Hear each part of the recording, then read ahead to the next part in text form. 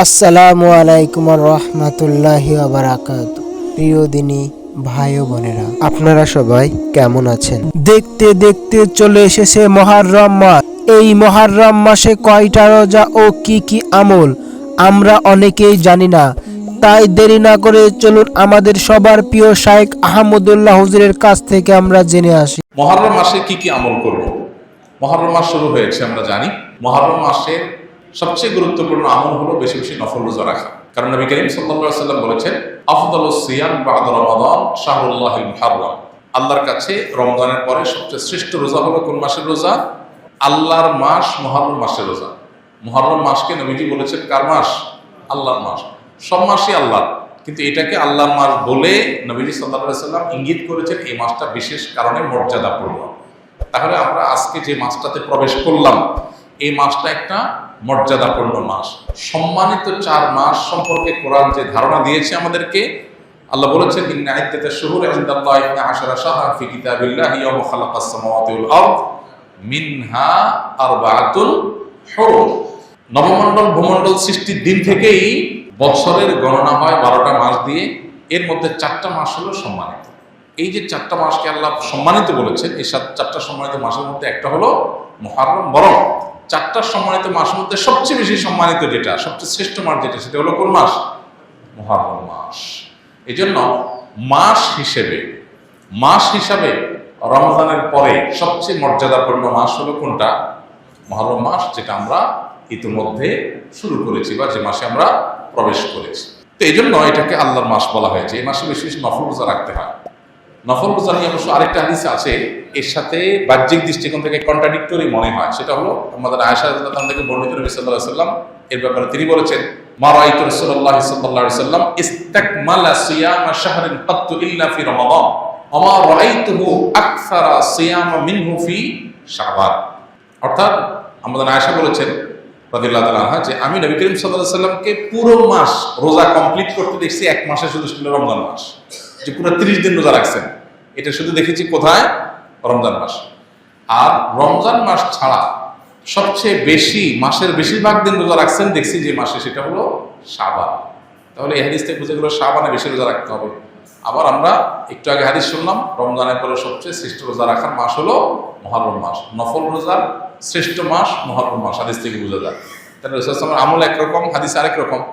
এর সমন্বয়টা কোন জায়গায়, কিভাবে? উত্তর হলো যে মূলত মুহররম মাস এটা নফল রোজার জন্য সবচেয়ে সেরা মাস। এরপরে শাবানের মর্যাদা।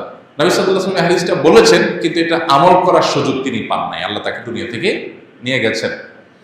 শাবান মাসে একটা আমলের সুযোগ তিনি পেয়েছেন। তাহলে নফল রোজার জন্য সবচেয়ে আদর্শ মাস এটা, সেই হিসাবে বেশি বেশি এই মাসে নফল রোজা রাখা দরকার। আল্লাহ যাদের তৌফিক দিয়েছেন, মুহররম মাস উপলক্ষে আমরা 2-4টা রোজা রাখা দরকার। এখানে আমরা যারা আছি, বেশিরভাগ মানুষই হয়তো এমন মুহররম মাসে আশুরা রোজা রাখা ছাড়া আর অতিরিক্ত রোজা, হয়তো যারা সোম-বৃহস্পতিবার রাখছেন, বীজ রাখেন, এটা হয়তো রাখছেন, মুহররম মাস হিসাবে রোজা রাখার সুযোগ বেশিরভাগ মানুষের হয়নি।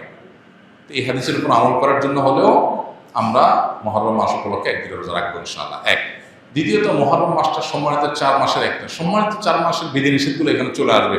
সম্মানিত 4 মাসের যুদ্ধ বিগ্রহ করা নিষেধের সম্পর্কে আয়াত আছে, যদি অনেক আলেমদের মতো এটা মানসুখ হয়েছে। আবার সম্মানিত মাস হিসাবে আল্লাহ তাআলা বলেছেন, ফালা তাজলিমু ফিহিন্না আনফুসাকুম, এই মাসগুলোতে তোমরা নিজেদের প্রতি অবিচার করো না। পাপাচার থেকে বাঁচার জন্য এটা বিশেষভাবে যত্নশীল হতে হবে।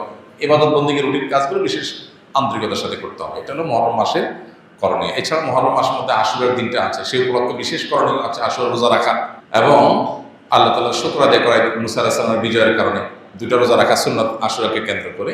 এ হলো মুহররম মাসের করণীয়। এর বাইরে মুহররম মাসকে কেন্দ্র করে অনেক করণীয় আমাদের সমাজে আছে, যেগুলো একটাও কোরআন বা হাদিস দ্বারা প্রমাণিত নয়। সম্প্রতি দেখা গেছে চাঁদা না দেওয়ার কারণে একজন লোকের দাড়ি ধরে মারধর করেছে, এর কোনো বিচার হয় না কেন এই দেশে? ভাই, এই বিষয়গুলো তো আমাদের দেশে নতুন না। হয়তো 2-1টা ঘটনা ভাইরাল হয় আর বাকিগুলো হয় না। আমরা যে ঘটনা দেখেছি, সারা দেশে মানুষ, যে মানিকগঞ্জে একজনের দাড়ি ধরে তাকে মারধর করা হয়েছে চাঁদা না দেওয়ার কারণে, মিডিয়ার মারফত যেটা আমরা জানতে পেরেছি। তো এইরকম ঘটনা তো আমাদের দেশে বিভিন্ন জায়গায় অহরহ হতে থাকে, অনবরত হয়। বাকি জিনিসগুলো হয়তো আমাদের পর্যন্ত আসে না, আমরা জিনিসগুলো হয়তো জানি না, জাস্ট এইটুকু যে আমরা জানতে পারি না। এগুলো কেন হয়? এগুলো এই জন্য হয় যে এগুলো বিচারের মুখোমুখি করা হয় না, এগুলোর উপযুক্ত বিচার হয় না। এই জন্যই হয় কোনো অপরাধের যখন বিচার সঠিকভাবে না হয়, সে অপরাধ বারবার মানুষ করতে থাকে, বারবার হতে থাকে। এই জন্য এই বিষয়গুলোতে বিচার যেন হয় সেটা নিশ্চিত করার জন্য আমাদের প্রত্যেককে যার যার জায়গা থেকে দাবি দাওয়া তোলা, জোরদার প্রচেষ্টা করাটা অব্যাহত রাখতে হবে। হাল ছেড়ে দিলে চলবে না, যে বিচার তো হয় না তাহলে আর চেয়ে লাভ নেই। বরং আমাদের চেষ্টাটা আমাদের অব্যাহত গতিতে চালাতে হবে এবং করতে হবে। একসময় ইনশাআল্লাহ আল্লাহ অবস্থার পরিবর্তন ঘটাবে। আমি একটা কথা প্রায় বলি, মাস্তানি করা এটা ছোট লোকদের কাজ। যারা যত নিচু প্রকৃতি তারা তত গায়ের জোর খাটায়, তারা তত অহংকার করে। আর যারা যত সম্মানিত, যারা যত মর্যাদাবান, যাদেরকে আল্লাহ তাআলা যত বেশি দায়িত্বশীল করেছেন, তারা তত বেশি সতর্ক থাকে এবং এই সমস্ত ছোট লোকই করে না। তো যারা এই ধরনের জুলুম করে, আল্লাহ তাআলা সব সহ্য করলেও জুলুম সহ্য করেন না। আল্লাহ বলেছেন হাদিসে কুদসিতে, ইয়া ইবাদি ইন্নী হারামতু যুলমা আলা নাফসি ফালা তাযালামু। হে আমার বান্দারা, জুলুম আমি নিজের জন্য নিজে হারাম করেছি, অতএব তোমরা একে অন্যের প্রতি জুলুম করবে না। এই বিষয়ে আল্লাহ তাআলা সতর্ক করেছেন। বিধান যারা এই ধরনের কর্মকাণ্ডে জড়িত তারা যেন আল্লাহর কাছে তওবা করে ফিরে আসে। আল্লাহ আমাদের সবাইকে এই ধরনের জুলুমের কাছ থেকে বেঁচে থাকার তৌফিক দান করুন। জুমার সালাতের জন্য দুইবার আজান কেন দেওয়া হয়? প্রথম আজান জোরে হলে দ্বিতীয় আজান আস্তে কেন দেওয়া হয়? প্রথম কথা হলো যে শরীয়তের যত আদেশ নিষেধ আছে এগুলো অকপটে মেনে নেওয়ার নাম হলো দিন। সবকিছু আমরা অকপটে মেনে নিব, সবকিছুর কেন কিন্তু এর জবাব জানাটা এটা না জরুরি না যৌক্তিক। কারণ নির্দেশদাতা যখন সৃষ্টিকর্তা, সৃষ্টি হয়ে আমি তার সব কিছুর যৌক্তিকতা ধরে ফেলতে পারবো, এটা স্বাভাবিক ব্যাপার না, বিষয় না। বরং অনেক কিছু আমার বুঝে না আসাটাই স্বাভাবিক। তবে এখানে যেটা প্রশ্ন করেছেন সেটা অবশ্য বোঝার মতো বিষয় এখানে আছে। এখানে লজিক্যাল গ্রাউন্ড পরিষ্কার যেটা আমরা জানি সেটা হলো জুমার দুইটা আজান কেন দেওয়া হয় এবং প্রথম আজান একটু জোরে পরেরটা আস্তে কেন হয়। এর উত্তর হলো জুমার নামাজ ৫ ওয়াক্ত নামাজের মতো না।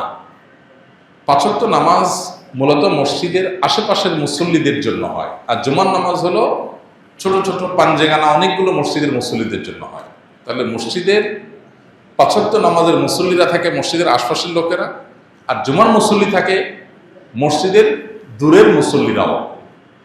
পাঞ্জেগানা যেখানে শুধু ৫ ওয়াক্ত নামাজ হয়, আজকাল তো অবশ্য সব মসজিদই জুমার নামাজ হয়ে গেছে। বাকি ইসলামের নির্দেশনা হলো একটা বড় এলাকার ছোট ছোট পাঞ্জেগানা মসজিদ থাকবে আর একটা জুমার মসজিদ থাকবে, যাতে জুমার দিন সব এলাকার মানুষ এক জায়গায় একত্র হতে পারে। এটা ইসলামের সামাজিক সৌন্দর্য। যেহেতু জুমার নামাজে আশেপাশের বিভিন্ন পাঞ্জেগানা মসজিদের মুসল্লিরা দূর দূরান্ত থেকে আসবে, অনেক দূর থেকে আসবে, সেই জন্য তাদের জন্য তাদের আসার সুবিধার্থেই দুইটা আজানের ব্যবস্থা। প্রথম আজানটা অনেক আগে দেওয়া হয় যাতে করে দূরের মানুষগুলো ওইটা শুনে ধীরে ধীরে আসতে আসতে নামাজের সময় হয়, নামাজের সময়ের আগে তারা আসতে পারে। আর শেষের আজানটা দেওয়া হয়, এটা হলো নামাজ শুরু করার আগের যে আজান সেটা। আর প্রথমটা হলো দূরের মানুষকে জানাবার জন্য। দূরের মানুষকে জানাবার জন্য যদি দেওয়া হয় যেন ওটা জোরে হয়, বাইরে হয়। আর দূরের মানুষকে আহ্বান করার উদ্দেশ্য না পরের আজানে, সেজন্য এটা ছোট হয়, আসতে হয়, ভিতরে হয়। এই দুই আজান নিয়ে অনেকে বিতর্ক তোলেন। কোনো প্রয়োজন নাই এটা নিয়ে বিতর্ক করার, কারণ এটা যদিও খোলাফায়ে রাশেদের আমলে চালু হয়েছে, কিন্তু এই আজান নিয়ে কোনো সাহাবীর কোনো প্রশ্ন, বিতর্ক বা ভিন্ন মত সেরকম উল্লেখযোগ্য ছিল না। সো এই ব্যাপারে বলতে পারি উম্মার ইজমা রয়েছে। অতএব এটা নিয়ে অহেতুক বিতর্ক বাড়ানোর কোনো প্রয়োজন